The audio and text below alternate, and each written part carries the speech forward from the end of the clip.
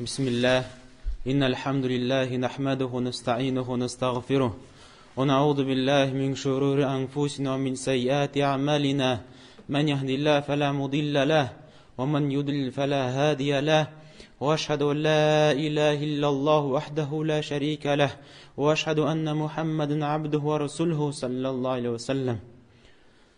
Barcha maqtovlarga loyiqli bo'lgan Alloh taolani buyukleymiz, zo'rlaymiz. Barcha g'iybatlarimizni, barcha don hamda sanalarni barchalarini Alloh taolaga bag'ishlaymiz, oningni zo'rlaymiz. Ham o'zimizning kimchiliklarimizdan Alloh taoladan g'afur so'raymiz. O'zimizning noshar niyatlarimizdan, noshar ishlarimizdan Alloh taolaga sig'inamiz. Agar Alloh taolo birasini to'g'ri ko'ndirsa, ana hech bir kimda adashtira olmas. Ammo agar Alloh taolo birasini adashtirsa, ana bir kimda to'g'riga ko'ndira olmas. Ham shahad beraman, Allohdan boshqa loyiqli ravishda ibodat qilinadigan zot yo'q. Hech Alloh taolo o'zi bir o'zigina anga bir tengdoshliklar yo'q. Ham shahad beraman shundoqda Muhammad degan kishi ul Alloh taolaning quli, Alloh taolaning payg'ambari, hammaning elchisi. Ey kishilar, Alloh taoladan qo'rqingiz ham biligiz. Shundoqda payg'ambarlar tarixida o'zimizga g'ibratlar olirlik, o'zimizga darslar olirlik bir ko'p darslar bor. Alloh taolo ayta: "Laqad kana fi qasasihim ibratun li ulil albab." Shundoqda payg'ambarlarning tarixida, payg'ambarlarning turmush yo'llarida o'li bilgan kishilar uchun bir ko'p foydalar bor, bir ko'p g'ibratlar bor. Ham shu Qur'ondagi bilgan bir qissa ul Musa turunda.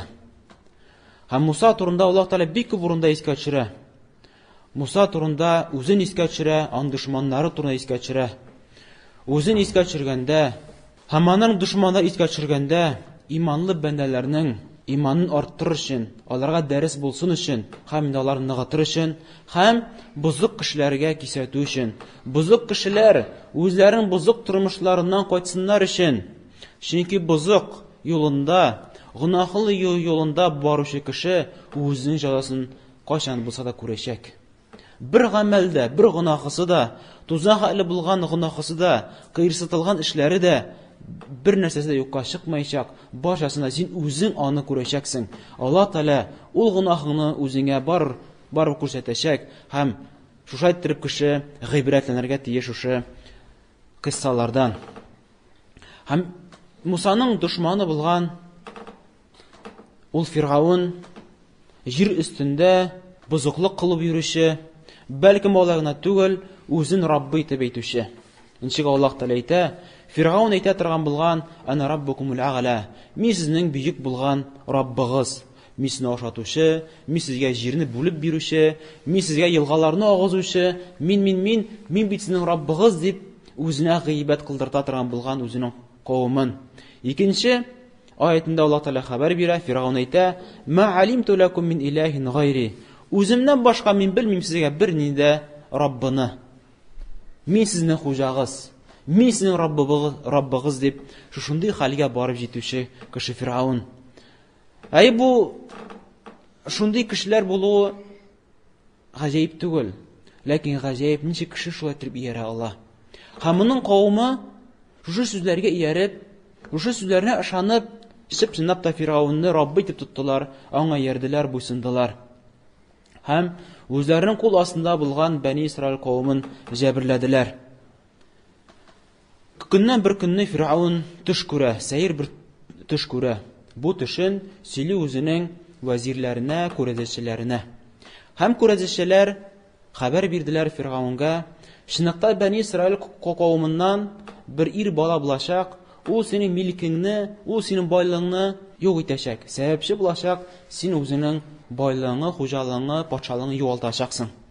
Ham Fir'avn mana bunda endi ko'rinib turaydi uning kimchiliklari, bunda endi ko'rinib turaydi uning kuchsiz bo'luvini dalil bo'lib tura, ko'rsatib tura. Agar o'zini Robbi deb aytayotganlik senga qo'rqirga, u bit Robbi bo'lg'ash, u bir kundan da bir niholatida qo'rqirga tegish tugul edi. Lekin u o'zini bila, o'zining qul ekanligin, o'zining kimchilik ekanligin bila ham qo'rqa boshlaydi, ham qo'rquvundan amr eta. Бәни Исраил кавымындагы булган яңа туган ир балаларын һәм барчасын да үтерергә, әмма хатын-кызларын калдырырга. Хатын-кызларны ник калдырырга? Үзләренә хезмәтче иттерергә. Чөнки Фиргаун кавымына хезмәтче булып, аларның пычрак эшләрен эшләүче, ниндер булса куллар кирәк, ниндер булса да кешеләр кирәк, һәм Бәни Исраил кавымын кул итеп тотыр өчен хатын-кызларын тоттылар, әмма һәр яңа туган ир баланы үтерә торган булдылар. Иншалла Аллаһ Тәгалә моны безгә хәбәр бирә. Юзаббиху абнаахум ва юстахи нисаахум иннаху кана минал муфсидин. Ул Фиргаун Бәни Исраил кавымының ир балаларын суя торган булган, үтерүгә түгел, хәтта суя торган булган. Һәм Бәни Исраил кавымының хатыннарын исән калдыра торган булганнар, һәм бу Фиргаун җир өстендә шушылай итеп бузыклык кылды дип Аллаһ Тәгалә хәбәр бирә. Аннан соң Муса алейһиссалам туа. Һәм Муса алейһиссалам ул ир бала Бәни Исраил кавымыннан, аның әнисе бу хәбәрне белә бит. Агар да белсәләр, минем малаем туды, үтерәчәкләр бит. Һәм Аллаһ Тәгалә илһам кыла Мусаның әнисенә: син борчылма, кайгырма, үзенең балаңы Нил елгасына суга агызып җибәр. Һәм әнисе сундукка сала, агачтан булган бер сундукка сала, тартмага дип әйтикме, һәм Нил елгасына агызып җибәрә. Һәм бу бала сабый, шушы тартмада булган сабый yüzüp китә һәм Фиргаунның касырына, яши торган касырына барып җитә. Һәм Аллаһның хикмәте белән бу баланы, сабыйны Фиргаунның хатыны күреп ала һәм бик тә шатлана, һәм йөрәгенә мәхәббәт керә бу балага. Шулай Аллаһ Тәгалә ярату кертә. Һәм аерыла алмый бу баладан. Аннан үзенең иренә Фиргаунга әйтә: "И ирем, безнең бит балаларыбыз да юк. Әйдә әле шушы баланы, сабыйны бала итеп алыйк әле. Мөмкиндер без аннан файда алырбыз. Һәм безгә бала булып калыр." Ничек Аллаһ Тәгалә хәбәр бирә. Фиргаунның хатыны әйтә Фиргаунга: "Ла тaqtuluhu аса ан янфa'ана ау наттахизаху валада." Үтермәгез бу сабыйны, мөмкиндер ул безгә файда бирер киләчәктә. Яки без аны әйдә алыйк, бала иттереп үзебезгә бала иттереп алыйк. Монда интагы Аллаһ Тәгалә күрсәтә, үзен Раббы дип әйтүче кеше ничек кимчелекле, хәтта ул баласы да була алмаган, баласы булмаган, нинди кимчелекле кеше булган. Һәм ул үзе аны белгән, Фиргаун үзе белгән, ләкин шайтырып кешене алдаган: "Мин сезнең Раббыгыз" дип. Һәм бу баланы, сабыйны алдылар тәрбиягә. Һәм тәрбиягә алганда бу сабый жаңа туган бала. Ул бер нәрсә ашамый сөттән башка, һәм сөт имзергә дип төрле хатыннарны китергәннәр. Ләкин бер баланың да сөтен капмаган. Аннан соң Мусаның әнисенең апасы хәбәр бирә: "Сезгә хәбәр биримме? Бер хатын-кызны, ул сезнең балагызны имезер, тәрбияләр, яхшы сыйфатларын сыйфатлый Мусаның әнисен." Һәм риза булалар, әлбәттә, алып кил, әйдә, алып килеп кара, әгәр дә имезсә, инде ул хатын-кыз имезер. Һәм шайтырып Аллаһның хикмәте белән, рәхмәте белән ничек Аллаһ Тәгалә хәбәр бирә: "Кайта карра айнуха ва ла тахзан." Без шулай итеп Мусаның әнисен үзенең баласы белән, сабые белән бергә куштык, хәтта аның күзе шатлансын һәм кайгырмасын үзенең баласы өчен. Бу Аллаһның хикмәте, Аллаһның рәхмәте шушы анага карата һәм Мусаның үзенә карата да, үзенең әнисенең сөтен имә.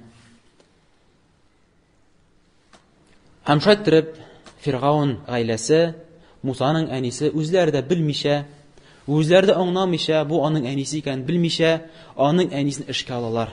Һәм аның әнисе шул вакытта үзенең баласы белән ләззәтләнә, тәрбияли үстерә, һәм шул вакытта хезмәт хакы да ала шушы сабыйны имезгәне өчен. Һәм Муса алейһиссалам шулай итеп үзенең әнисе белән имеп үсә, һәм Фиргаун гаиләсендә яши, үсә, киенә, алар киенгән кием белән, алар утырып йөргән хайваннарда атланып йөри, һәм тәмам яшь үсмергә, акыллы, ират кешегә әйләнә. Һәм ниндер вакытлардан соң Муса алейһиссаламны Аллаһ Тәгалә пәйгамбер итә. Аллаһ Тәгалә аны расул итә. Һәм әйтә Муса алейһиссаламга һәм аның абысы булган Харунга: "Изхаба иля Фир'аун иннаху тага". И Муса, һәм синең кардашың булган Харун белән икегез бергә барыгыз Фир'аунга. Чынлыкта Фир'аун артык кылана башлады. Гынаһлар кылып, ярамаган эшләрне эшли. Факула лаху каулан лейна лааллаху ятазаккару ау яхша. Һәм әйтегез ул Фир'аунга йомшак сүзләрне, җиңел сүзләрне әйтегез. Бәлкем ул искә төшерер һәм Аллаһ Тәгаләдән куркыр. Һәм карагыз Аллаһның рәхмәте, Аллаһның фазиләте. Аллаһ Тәгалә бер кемгә дә теләми начарлыкны. Нинди җир өстендә начар кеше булмасын, нинди кеше кабахат булмасын, нинди ширкә батып бетмәсен, һәм ничек кенә ул бузыклыклар кылмасын, кан түкмәсен. Аллаһ Тәгалә барыбер Фир'аун кеше булгач, адәм баласы булгач, аңа хәерлек теләп ике пәйгамбәрне җибәрә. Һәм әйтә, шушындый каты бәгырле, шундый бузык кылучы Фир'аун булса да, барыбер аңа барып әйтегез йомшак сүзләрне.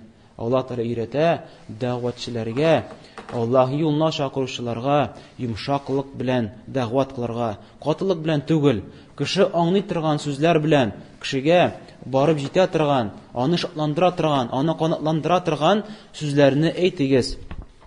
Күрсәттереп Аллаһның юлына чакырыгыз. Һәм Аллаһ Тәгалә әйтә, мөмкиндер Фир'аун кайтыр үзенең юлыннан, бузыклык юлыннан, һәм Аллаһ Тәгаләдән курка башлар. Һәм шайттереп Муса алейһиссалам һәм аның абысы булган Харун бардылар Фир'аунга һәм Аллаһка чакыра башладылар. Һәм шуңа җавап кайтарып Фир'аун әйтә: "Кала, фама раббукума я Муса?" Сезнең Раббыгыз кем соң ди? Эй Муса. "Кала раббуна аллази а'та кулла шай'ин халqa, thumma hada." Шуннан Муса алейһиссалам әйтә: "Безнең Раббыбыз, күрдеңме? Минем Раббымга дими, безнең Раббыбыз, ул синең дә Раббың, эй Фир'аун. Бөтен кешеләрнең Раббысы, безнең Раббыбыз ул шул, һәрбер әйбергә үз сурәтен биргән. Һәрбер әйберне үз сурәтенә барлыкка китергән һәм үз тормышына туры килә торган кыяфәтне биргән һәм үз яши ала торган җирдә аны яшәтә.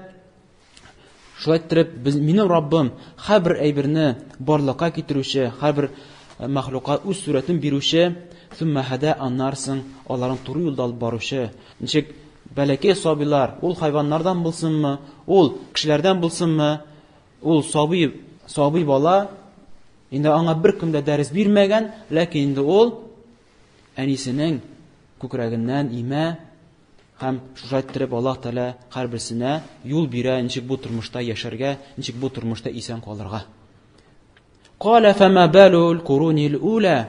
Шуннан соң Фир'аун гадәтенчә бузык кешеләрнең сүзләре шушындый булды, Мусага каршы сүз әйтте. Әйтә: "Ярады.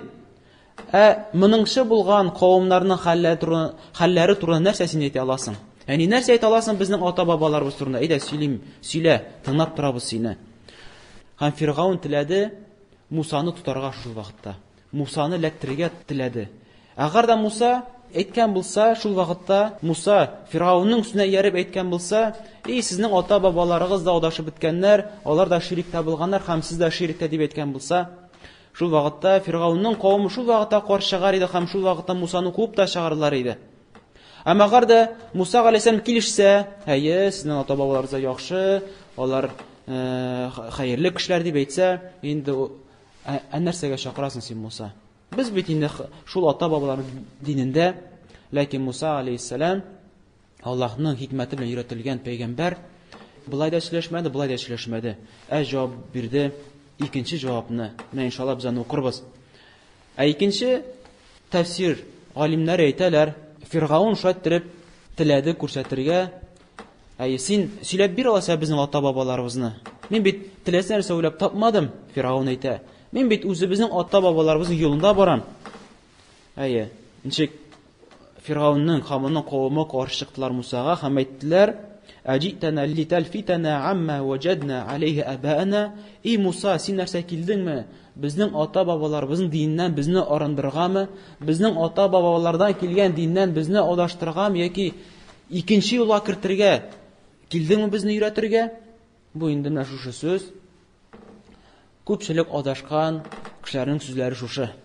Һәм Фиргавынның да, шул адашкан кешеләрнең башлыгы булган Фиргавын да шушы сүздә. Әйе. Һәм бу бик тә куркыныч сүз. Агар да кешегә Аллаһның аятлары килгәндә, инде ул әлбәттә иң беренче үк Аллаһның сүзенә, Пәйгамбәрнең сүзенә, хак сүзгә йөрергә тиеш. Ул акланырга тиеш түгел. Кафирләрнең аклануы белән, Фиргавыннарның аклануы белән, Курайшларның аклануы белән акланырга тиеш түгел. Без моны ата-бабабыздан алдык. Бу безнең гореф-гадәтебез. Син монда яңа ибр алып килгәнсең. Әлбәттә бу бузык кешеләрнең сүзләре. Без инде моны һәр вакытта белеп торга тиешбез. Чөнки хак сүз ул Аллаһ сүзе, Пәйгамбәрнең сүзе. Һәм бу Фиргавынның сөннәте. Ул шәтер Мусага имтихан кылып аны кеше алдында мәсхәрәгә калдырмакчы иде. Әйе, сөйләп бир безнең ата-бабаларыбыз турында. Әмма Муса җавап бирде бик тә хикмәтле. Кала илмуха инди рабби фи китаб ла ядиллу рабби ва ла янса. Аларның хәлләре турында, сезнең ата-бабаларының хәлләре турында минем Раббым белеп тора. Китапта язылып куелган. Аларның китапларында язылып куелган. Изи гамәлләреме яки начар гамәлләреме башалары да язылган. Аллаһ Тәала алар турында онытмаган, алар юкка чыкмаган. Күрәсезме? Аларның гамәлләрен Аллаһ Тәала белеп тора. Һәм аларның гамәлләрен Аллаһ Тәала үзенә күрә, үзләре лайыклы булган эшкә Аллаһ Тәалаларга җәза бирәчәк. Кала Анасан Фиргавн әйтте Мусага. Кала җитана литухриҗана мин ардина бисихрика я Муса. Эй Муса, син нәрсә килдеңме безне үзебезнең җиребездән куып чарага үзеңнең сихрың белән? Бу һаман шулай ук бузык кешеләрнең сүзләре. Кайчан шушы кешеләргә киләләр? Аллаһ өчен насихат кылырга, Аллаһ өчен аларны хәерлеккә чакырырга, алар да җәннәтле булсыннар, җәһәннәмле булмасыннар дип хәерле ният белән кайчан син шушы бузык кешеләргә киләсең, алар синең ниятеңне гел икенчегә боралар һәм әйтәләр: син теләмисең безгә хәерлек, син телисең безне куып чыгарга үзебезнең җирләребездән. Ничек бу сүзне әйттеләр пәйгамбәребезгә дә, ничек әйттеләр моны башка пәйгамбәрләргә дә. Шуннан соң Фиргавн әйтә Мусага: мугҗизаларын китер, нинди син пәйгамбәр, күрсәт монда. Һәм Муса алейһиссалам кулын күтәрә, аны инде кулы яктыра кояш кебек, һәм үзенең таягын ыргыта, таягы еланга әйләнә. Шушы хәлләрне күреп, әйтә: син сихерче булгач ярар. Мин сиңа каршы икенче сихерчеләрне алып киләчәкмен ди. Әйтә, һәм сиңа каршы ди, мин тагы сихерне китерәчәкмен синең сихерың шикелле. Әйдә, безнең арабызда син һәм мин үзебезнең арабызда бер көнне билгелик ди. Бу көнне җыелышык ди. Син дә килмичә калма, без дә килмичә калмыйбыз. Һәм икебез бергә җыелышып, бүтән кешеләр күрсеннәр дип, бу көнгә җыелык та ярышык ди. Кайсы безнең сихере җиңә. Кала мауидукум яумуз зина ва ан юхшара ан-насу духа. Шунысы Муса әйтте: яра, безнең очрашу урыныбыз ул зина көне. Зина ул Фиргавннарның бер бәйрәме булган. Яки икенче тәфсир галимнәр әйтәләр, булар аларның базарга бара торган көне булган. Бүтән шәһәр кешеләре бер җиргә җыелып, шунда сәүдә алып барганнар, бәйрәм иткәннәр. Әйтә Муса: ярар, сезнең бит инде очраша торган урыныгыз бар бит, җыела торган урыныгыз бар. Әйдә шул көнне җыелышабыз ди. Чөнки ул көнне ди, духа вакытында иртәнге якта бүтән кешеләр җыела ди. Аннан соң Фиргавн инде төрле хәйләләр корга теләде, төрле хәйләләр курды, сихерчеләрне җыйды.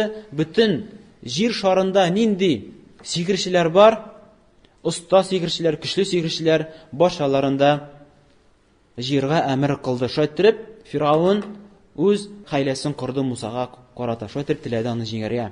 Кала лахум Муса: ويلكم لا تفتروا على الله كذبا فيسحتكم بعذاب وقد خاب من افترى.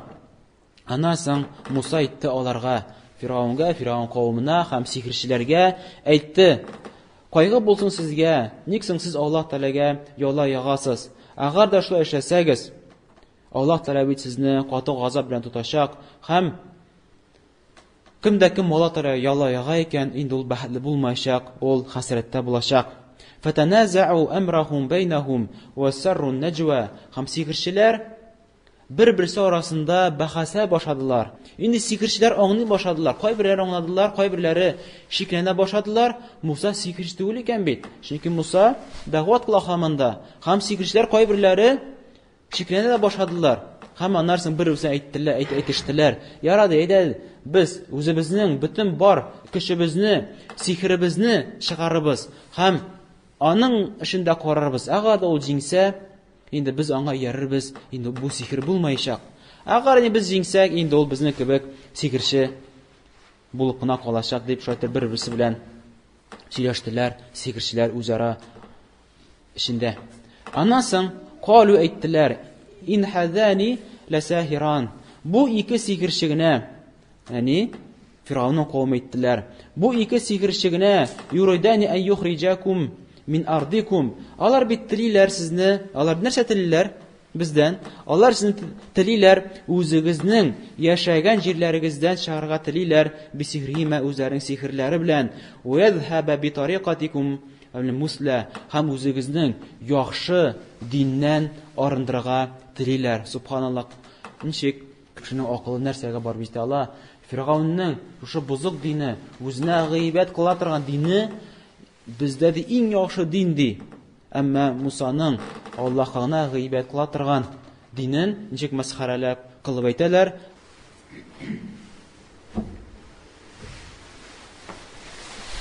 Алхамдулиллаһи раббил аламин.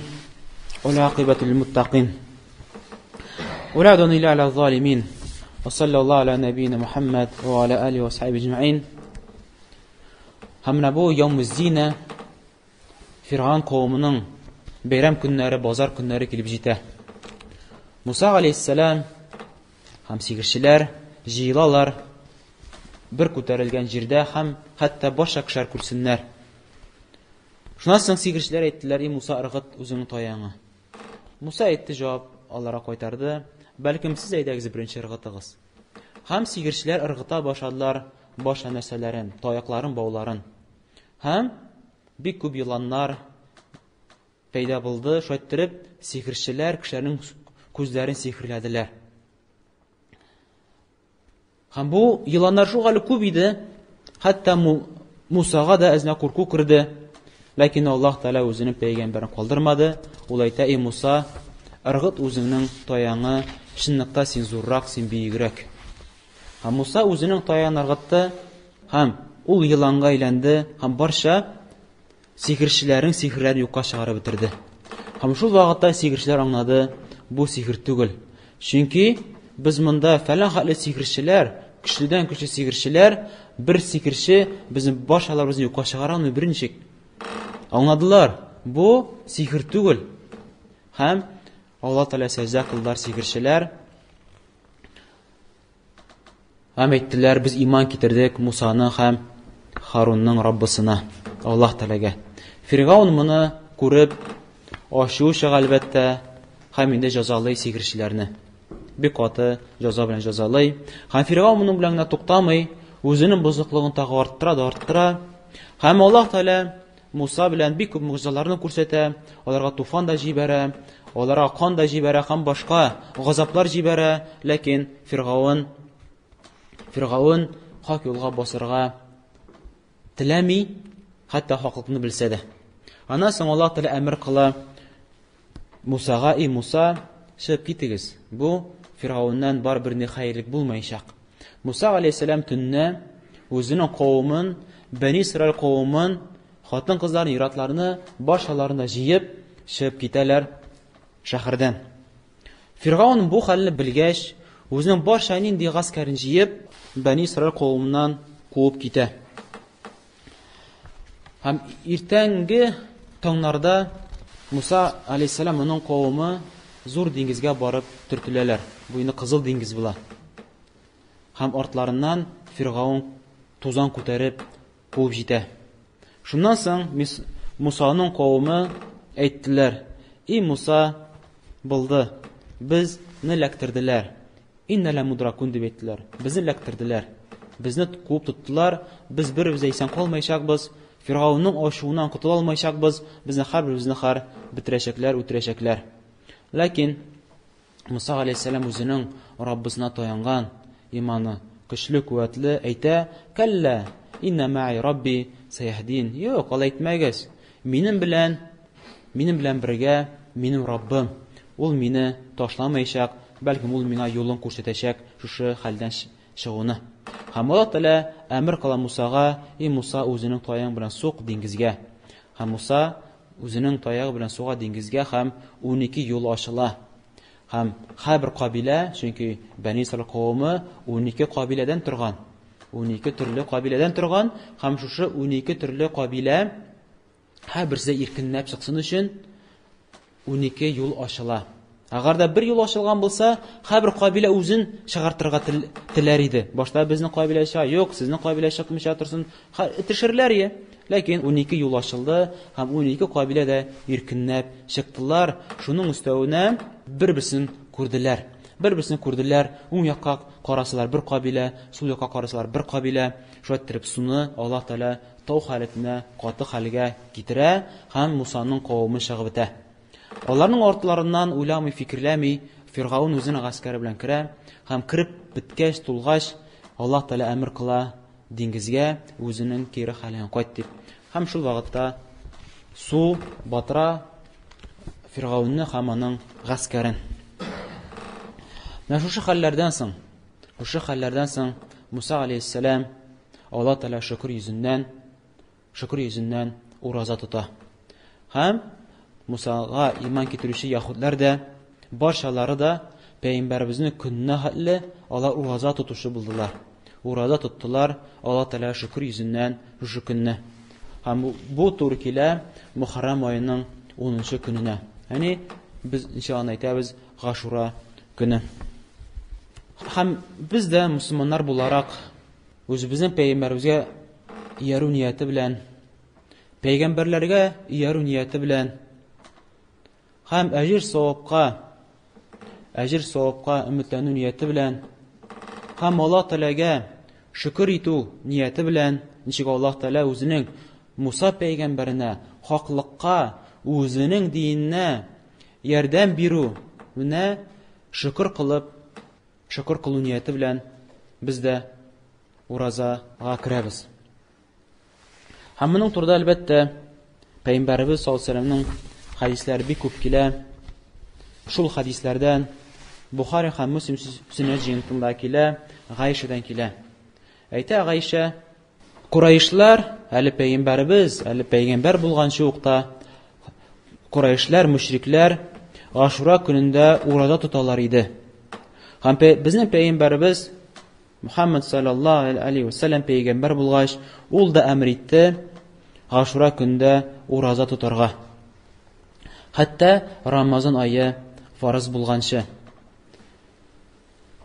Әмма кашан Рамазан айы фарыз булгач мусламаннарга Мәдинәдә пәйгамбәребез саллаллаһу алейһи ва сәллям әйтте: кем тели тотсын, кем тели тотмасын.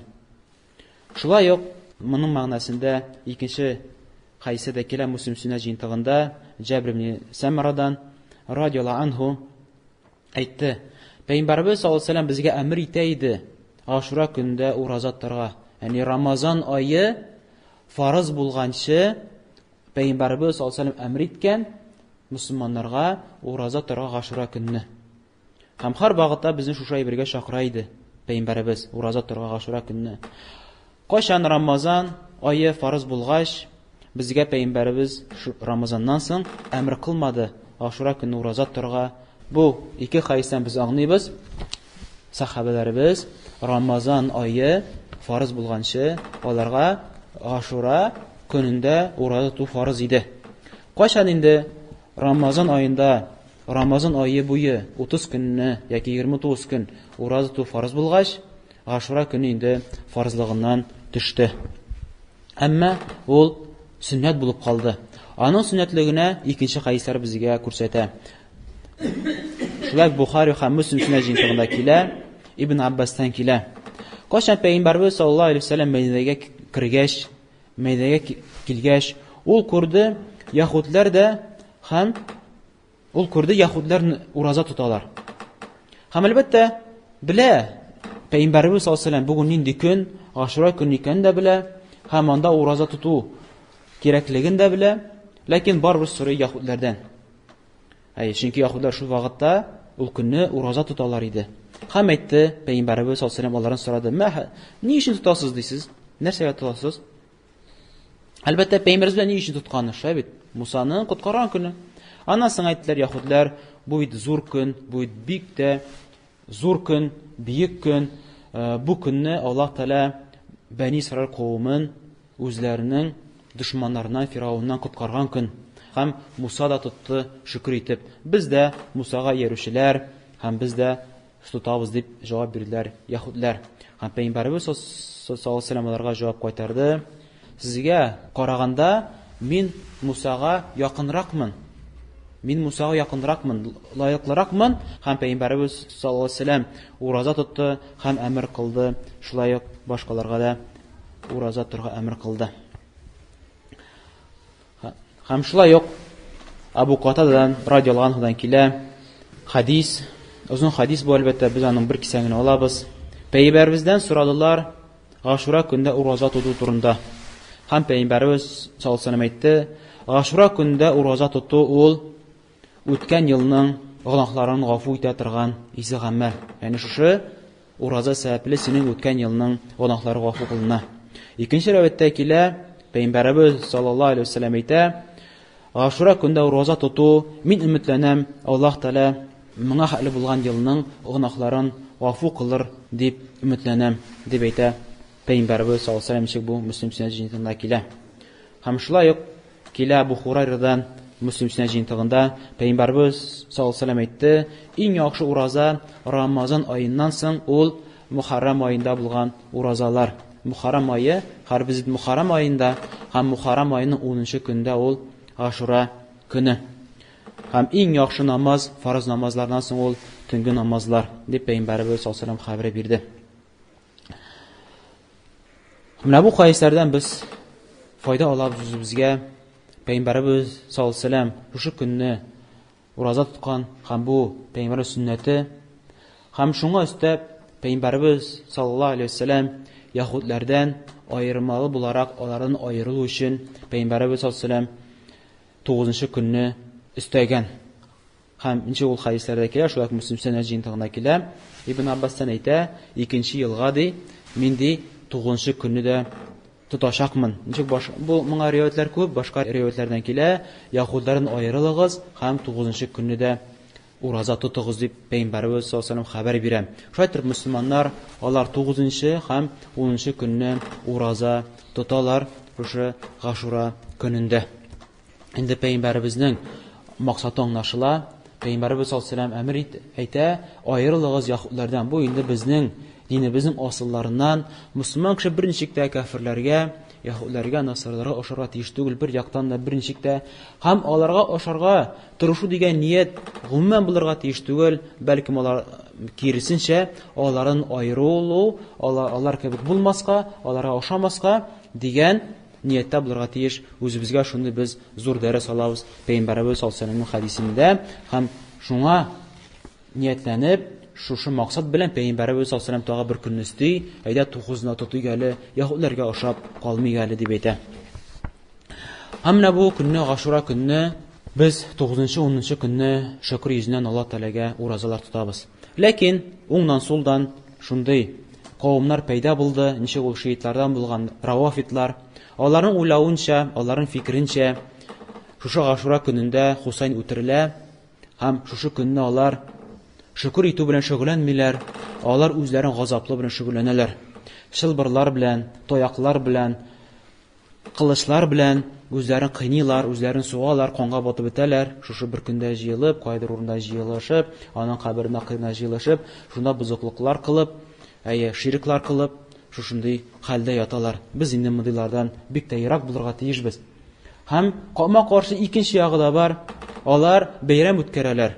Үзләренең дус ишләрен чакыралар, өстәлләр җәяләр, һәм бу көнне бит зур көнди, бу көнне бәйрәм итеп алалар. Ләкин мөселманның юлы, пәйгамбәрнең юллары алай түгел. Ничек бу хадистә дә күренә, Муслим һәм Бухари Сүннә җыентында килә, Абу Муса радиллаһу анһудан килә, әйтә: Ашура көнендә яһудлар Ашура көнен бәйрәм итеп тоталар. Һәм Пәйгамбәрбез саллаллаһу алейһи ва сәлләм әйтә: "Ләкин сез аны ураза тотыгыз шул көнне", ди. Ураза тотыгыз. Һәм бу пәйгамбәрләрнең юллары, кардәшләрем. Бу мусламаннарның хак, мусламаннарның юллары шул булды. Әгәр дә Аллаһ Тәгалә бер ниъмәт белән ниъмәтләсә, яки бер дошманнан Аллаһ Тәгалә коткарса, Аллаһ Тәгаләгә шөкр итү кирәк. Алай түгел бәйрәмнәр үткәрү, алай түгел ниндер чаралар үткәрү, ничек моны бик еш кулланалар кафирләр, ләкин без аларның юлларын ашарга тиеш түгелбез. Безнең юлыбыз, хак юлыбыз пәйгамбәрбез юлы. Пәйгамбәрбез саллаллаһу алейһи ва сәлләм Мәккәне ашкачта, ничек Аллаһ Тәгалә шөкр кылды, сәҗдә кылды, башын аска иеп, Аллаһ Тәгаләгә мактаулар әйтеп, ул Мәккәгә кирде. Шөкр итүчеләрдән булды. Һәм без дә шөкр итик. Һәм шушы хәйрлекләрне үзебездән ычкындырмыйк. Аллаһ Тәгалә безнең кимчелекләребезне гафу кылсын. Аллаһ Тәгалә безне хак юлга, туры юлга күндерсен. Аллаһ Тәгалә безгә һәрбер хәерле юлларны, һәрбер хәерле ишекләрне без Аллаһ Тәгалә ачсын һәм безне бәхетлеләрдән кылсын. Дөньяда һәм ахирәткә бәхеткә ирештерергә юлларны ачсын һәм безне бәхетле бәндәләрдән кылсын. Безнең кимчелекләребезне һәм мәйет булып, вафат булган, безнең дугаларыбызга мохтаҗ булып ятучы мөслимә кардәшләребезнең кимчелекләрен гафу кылсын, кабер тормышларын иркен кылсын, кабер газапларын сакласын һәм җәннәтләрдә бергә җыйсын дип Аллаһ Тәгалә һәр вакытта сорыйбыз. Субханака ва бихамдика ла илаһа илля антә, астагфирука ва атубу илейк.